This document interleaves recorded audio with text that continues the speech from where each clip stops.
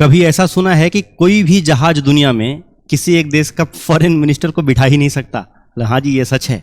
देखिए, अभी रिसेंटली अफगानिस्तान के फॉरेन मिनिस्टर आमिर खान मुतक्की भारत आए और बस आ ही गए, बस जैसे तैसे पहुंच गए। अब मैं ऐसा क्यों कह रहा हूं? क्योंकि एक्चुअली में इनका भारत आना अलाउड ही नहीं है। भारत क्या, अफगानिस्तान के बाहर पैर रखना ही अलाउड नहीं है। दुनिया में कोई भी ऐसा जहाज नहीं है जो इनको बिठा के अफगानिस्तान के बाहर ले जाए। अब ये कैसा सीन है जी, एक देश के फॉरेन मिनिस्टर और उनके पास इतना भी अधिकार नहीं है? ऐसा कैसे?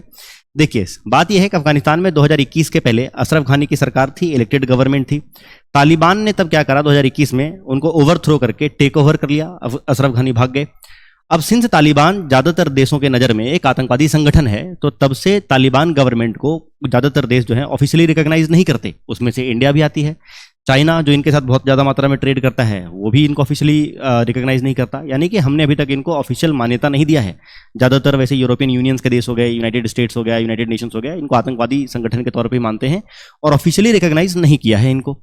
अब इन पे जैसे 2021 में ये गद्दी पे बैठे ये सारे उनमें से जो मेन लीडर्स थे, उन पे तुरंत यूनाइटेड नेशन सिक्योरिटी काउंसिल ने ट्रैवल बैन लगा दिया। एक्चुअली में यूनाइटेड नेशन सिक्योरिटी काउंसिल का रिजोल्यूशन 1988 के तहत ये आतंकवादी संगठन के कई सारे लोगों पे एसेट फ्रीज या ट्रैवल बैन जैसी चीज़ें लगाई जाती हैं।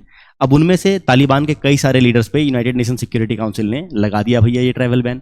उसमें से एक मंत्री ये भी थे, आमिर खान मुतक्की, जो कि अभी वहाँ के फॉरेन मिनिस्टर हैं। इन पे भी ट्रैवल बैन लगा हुआ है। तो अब सिंस इन पे ट्रैवल बैन लगा हुआ है, तो दुनिया की कोई भी जहाज इनको ऑफिशियली अफगानिस्तान के बाहर किसी देश में नहीं ले जा सकते। तो जब नहीं ले जा सकते तो ये आए कैसे भारत? तो देखिए, वही रिजोल्यूशन 1988 जो यूनाइटेड नेशन सिक्योरिटी काउंसिल का रिजोल्यूशन 1988 है, उसी में लिखा गया है कि कुछ समय के लिए, कुछ खास पर्पज के लिए कुछ इंडिविजुअल्स पे ये ट्रैवल वेवर दिया जाएगा। वेवर का मतलब होता है बेसिकली एक तरीके से एग्जेम्पशन या छूट कह सकते हैं।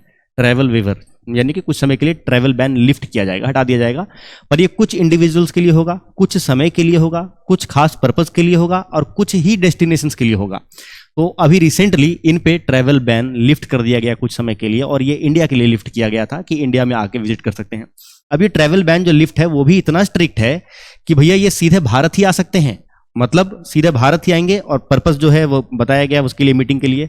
अच्छा, पहली बात तो ये बता देता हूँ, ये ट्रैवल बैन हटाया ही क्यों जाता है कुछ कुछ समय के लिए? अगर एक बार लगा दिया तो लगा दिया, नहीं, ऐसा इसलिए नहीं है। कई बार वो पीस और स्टेबिलिटी रीजन में देखते हुए ना ये कर देते हैं कि चलो ठीक है, अगर रीजन में पीस और स्टेबिलिटी के लिए अगर दो देश के अगर मिनिस्टर्स मिल जाते हैं, कुछ समय के लिए बात करते हैं, डिप्लोमेटिक चैनल्स ओपन होते हैं, तो ठीक है, तो इसके लिए कई बार ट्रैवल बैन हटाते हैं। अब इन पे जो ट्रैवल बैन हटाया गया उसके तहत ये था कि ये इंडिया आ सकते हैं और इंडिया आके मीटिंग करके, पर इनको तुरंत वापस से अफगानिस्तान जाना पड़ेगा। और ये ट्रैवल बैन में ऐसा नहीं है कि हट गया तो भारत आए कि चलो जाते हो थोड़ा सा दुबई में बढ़िया कुछ खाते पीते चलते हैं फिर चले जाएंगे अफगानिस्तान। नहीं जी, सीधा अफगानिस्तान ही जाना पड़ेगा। और ये खास इंडिविजुअल्स को ही मिलता है और खास समय के लिए ही मिलता है। ये नहीं कि 3 दिन का बोल के आए तो 8 दिन इधर ही पड़े हुए हैं, ऐसा भी नहीं कर सकते। जितने दिन का अगर आपको अप्रूवल मिला है उतने दिन आप आओ और सीधा वापस अफगानिस्तान में ही जाओगे, दूसरे जगह पे नहीं जा सकते। तो इनके साथ भी वही सेम सीन था। अब यहाँ पे 2-4 चीज़ें और बड़े इंटरेस्टिंग है जो जानने लायक हैं। उनमें से एक ये है कि किसी भी इंडिविजुअल को नहीं मिल जाता। उसके लिए क्या करना पड़ता है कि कोई भी एक यूनाइटेड नेशन मेंबर स्टेट जो होगा, यूनाइटेड नेशंस के दुनिया भर में 192 से ज़्यादा मेंबर हैं, उनमें से कोई एक मेंबर स्टेट को रिक्वेस्ट करना पड़ेगा कि हम इस बंदे को होस्ट करना चाह रहे हैं, तो इसको इस पे से ट्रैवल बैन हटा दो और इसको हमारे देश में आने दो। तो ऑब्वियस सी बात है, इंडिया सिंस होस्ट कर रहा था तो इंडिया को ये रिक्वेस्ट करना पड़ता। अब रिक्वेस्ट करने के बाद क्या होता है, यूनाइटेड नेशन सिक्योरिटी काउंसिल में 5 परमानेंट मेंबर होते हैं। जो परमानेंट है उसमें से आपको पता है यूके, यूएसए, फ्रांस, रसिया और चाइना आते हैं। और उसके अलावा 10 नॉन परमानेंट मेंबर होते हैं जो 2-2 साल की अवधि के लिए होते हैं। तो टोटल 5 परमानेंट मेंबर और 10 नॉन परमानेंट मेंबर हैं। इनको ये रिक्वेस्ट अप्रूव करना पड़ेगा, यानी कि ये 15 को, ये कोई भी कंट्री अगर ऐसा रिक्वेस्ट करती है तो उसको अप्रूव करना पड़ेगा। अब आपको पता है कि जो 5 परमानेंट मेंबर होते हैं उनके पास वीटो पावर होता है। अगर किसी एक ने भी कोई भी रिजोल्यूशन पे अगर मना कर दिया, वीटो कर दिया, तो भैया वीटो हो गया, खत्म नहीं हो सकता। तो यानी कि यहाँ पे 5 को अप्रूव करना पड़ेगा यूनानिमसली। तो यही हुआ कि इस बार 5 ने, समझ सकते हैं इसमें से यूएसए, रसिया, चाइना भी है। तो यूएसए, रसिया, चाइना जनरली तीनों अलग अलग पेज पे रहते हैं, पर उसके बावजूद भी इस चीज़ के लिए सबने अप्रूव किया है। किसी ने वीटो नहीं करा तभी ये आ पाए भारत में।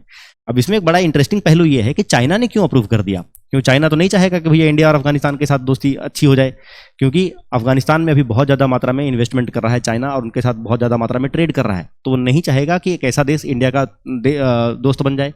तो वो चाहता तो वीटो कर सकता था, पर वो नहीं कर सकता। क्यों? किस आधार पे वीटो करेगा? क्योंकि अगर वो रीज़न देता है कि नहीं ये तो आतंकवादी संगठन है, हम एक आतंकवादी को क्यों, ट्रैवल बैन लगा हुआ है तो हम उनको क्यों मिलने जाने दें।